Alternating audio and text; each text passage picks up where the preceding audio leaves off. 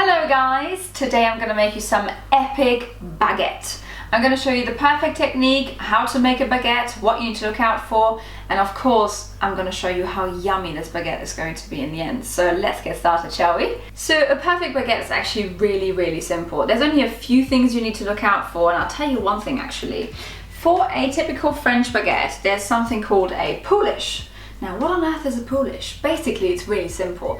We have combined some flour and water and a tiny bit of yeast, and I've left that overnight to essentially ferment.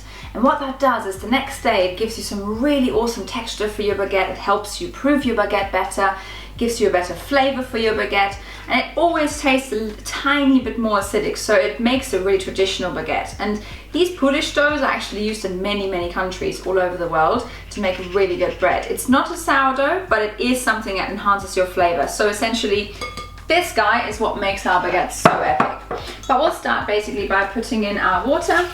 So aside from our poolish, we have a normal dough to make. We've got some water, we've got some yeast.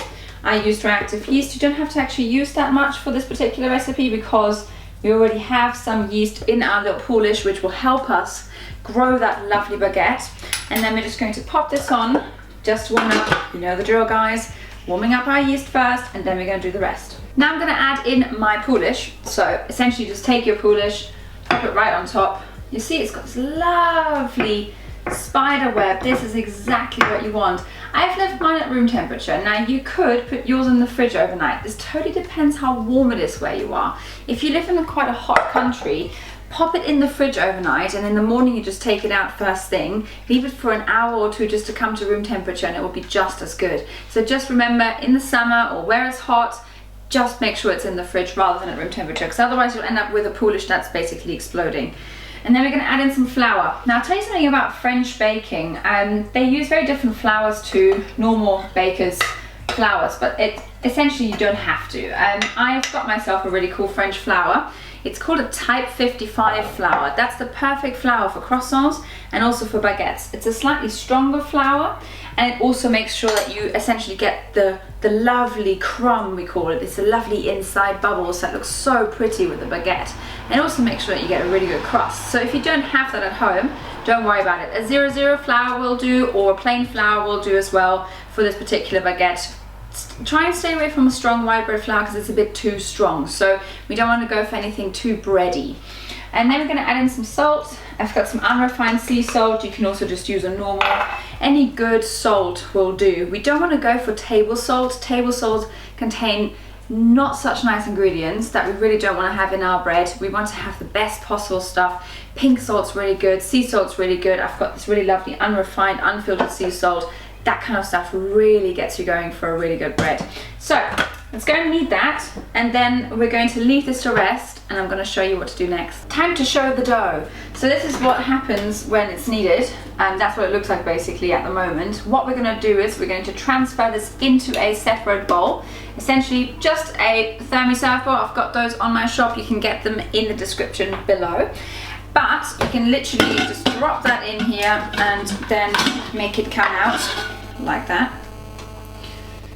It might take a few seconds. This is quite a stiff dough, and that's what you want for a baguette. You don't want a dough that's too sloppy because it won't do a good job for you when you're shaping later on. And I just pop it in here, remove the blade, like that. Get rid of anything. Make sure you don't use your hands for this. I always do. It's just bad. It's bad, guys. Bad habits, really. I do that too often. Don't do that at home. Put like a disclaimer on here. Don't do that at home. Once you've got that, literally you can just leave it as it is. What will happen is it will just rise in the Servebowl really nicely. The Servebowl will keep the temperature steady and will create the perfect proving cupboard for this baguette. After an hour, I'm just going to give it a quick little fold like a letter, so that I strengthen the gluten and I strengthen that dough really nicely. I'll show you how to do that, and then we're ready to roll our baguettes. It's been 1 hour now and my baguette dough is rising really nicely, and what I'm going to do is I'm essentially just going to give it a little fold. You could do this inside the bowl if your bowl is nice and sturdy, but you can also just pop the dough out onto a surface, and all you need to do is essentially just lift it up a little bit, fold it over itself. You can see it's got some really lovely texture. It might be a little bit sticky, in which case you can use a bit of water on your hands, Try not to use too much flour. You want to keep it nice and moist, and then essentially it should come off the sides really nicely until it no longer stretches. And that's your fold done. And that essentially just creates a little bit more tension. We'll pop the lid back on, leave it for another hour, and then my baguette dough is ready to be shaped. It's now time to shape our baguettes. They've been resting for a while. The dough really has been resting, not my baguettes. And we are popping it out. This is exactly how it should look. It's really wonderful, very nice dough. I'm gonna pop it on here, just with my dough scraper. I'm gonna release it nicely, just making sure I get it all out. And it's really got this wonderful spiderweb-like consistency. That's exactly what you want. And now we're just going to pop a tiny bit of flour on top, just dust it. And then you're just going to cut it into 3 equal pieces, so we're kind of roughly shaping it into a rectangle, like that. Cut it into 3 pieces and make sure they all weigh the same. You could pop this on top of the Thermomix just to make sure you actually measure it 3 times exactly the same. I suspect that one's a bit too small. That's perfect. And then all we do is essentially we're going to take this and we're going to sort of create a bit of a parcel like that. And we're going to pop it over and just round it off with our hands a little bit. You can do this on a silicone baking mat with little flour. If you have too much flour on, you won't be able to create this tension. And then you're just going to put it aside somewhere here for it to rest. We're going to do that again.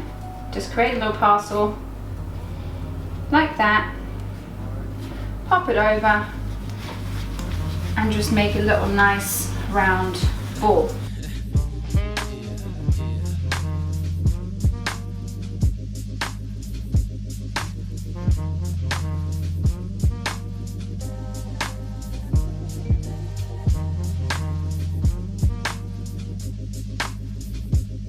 What we're going to do now is just dust them with a bit of flour. Then you can cover them with a tea towel and leave them for about 10-15 minutes just to relax before we are going to do our final shaping, which is the actual baguette shape. Now we're going to do our final fold. It's been resting for a while, that dough, and essentially you just need to scrape it off a little bit and then pop it upside down so that seam side is up onto either another silicone mat or onto a floured surface.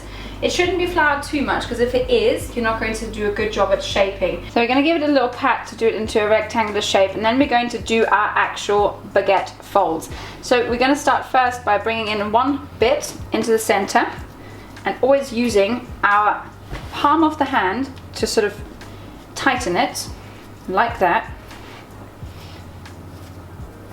And then we turn it around again, do the same thing again. This time we're overlapping all the way to the end to create nice tension, and do that on the other side again, overlapping to create nice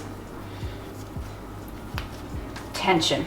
Lastly, we're going to just use our hands to sort of give it a nice little roll from side to side. You can also make the edges a little bit pinched if you like your edges to be a little bit thinner than the rest. That's a traditional baguette shape. And then you're going to just find your seam and place it seam side up onto a very generously floured surface. You can use a couche, which is a traditional baguette towel, or you can just use your silicone mat. Make sure you have plenty of flour underneath. Don't be shy on the flour, and then just sit that there really nicely so that it can proof with the other 2 baguettes. And we're just going to put a little bit of flour on top, and that's our baguette done. Let's do it again.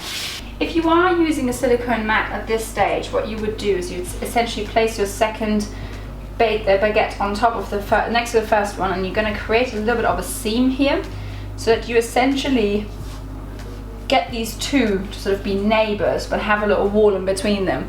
That's really important because we want to make sure these actually rise nicely but don't flatten out, and this sort of protects it. It's almost like the sort of cushions that you build a wall with. And that is how you get your perfect baguette shape. We're just going to pop a tea towel on these now to leave them to proof for a little while longer till they've increased in size again by about 1/3. And in the meantime, I've actually heated up my oven, and what I've done is I've actually heated it to the highest setting possible, 250 degrees in my oven. If you have a 231, that's perfect. And if you have a fan oven, always go 20 degrees below on my 250. Now I also put in an upside down baking tray. Why do I do an upside down baking tray, people will ask? Good question actually, because upside down means I actually have a bit more surface area that's flat to use. I heat it up with the oven instead of a pizza stone, because not all of us have a pizza stone at home. If you do, that's what you're going to put it in, put a pizza stone in to heat up. And what that tray does is essentially the same as a pizza stone.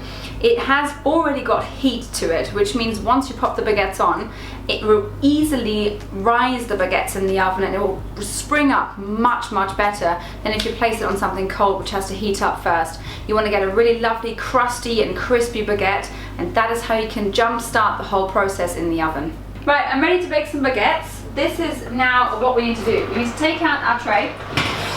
It's heated up really nicely. I'm going to leave my oven hot. Place the tray nice and carefully somewhere where it's really stable. We're going to dust the tray with a bit of polenta or semolina if you have it at home, just to make sure nothing sticks. Alternatively, you could just use a reusable baking sheet or even silicone baking mat, that's no problem. What we're going to do now is we're going to uncover our baguettes. They look like this, they look beautiful. And now you're going to work quite fast. Ideally, you're going to take one by one. What you can do, because you've used that lovely silicone baking mat, is you just literally take it very carefully, one by one, over to here. Now we're just going to score each of them. You take a scoring knife, a sharp knife, nothing too big, and you want to really make 3 really fast cuts. 3 nice cuts at a 45-degree angle if you can, making sure that your hands are somewhere out of the way. You can also do 4, totally up to you. Just make sure you're fast and nice and deep. And then you want to make sure each of those is brushed with a bit of water, like that. Don't have to use too much, just making sure, because we want to have really nice baguettes that are shiny and not too matte. You could also leave them all traditional without doing the lovely shiny bit, but I find it looks just so much better. Plus it really helps with the steam in the oven and gives you a really lovely finish. And then I'm going to just take my oven gloves, open up the oven, put those guys in very quickly on the hottest heat in your oven, and just splash the oven with a little bit more water and immediately close the door. That's it. Wasn't too bad, was it? So now we're going to bake them for about 15, 18, 20 minutes, something like that. And then we're going to take them out and I'll show you what they look like. My baguettes are done and I'm really excited. Really good baguettes. They look absolutely fabulous. This is what a good baguette should look like. Crispy on the outside, perfect on the inside.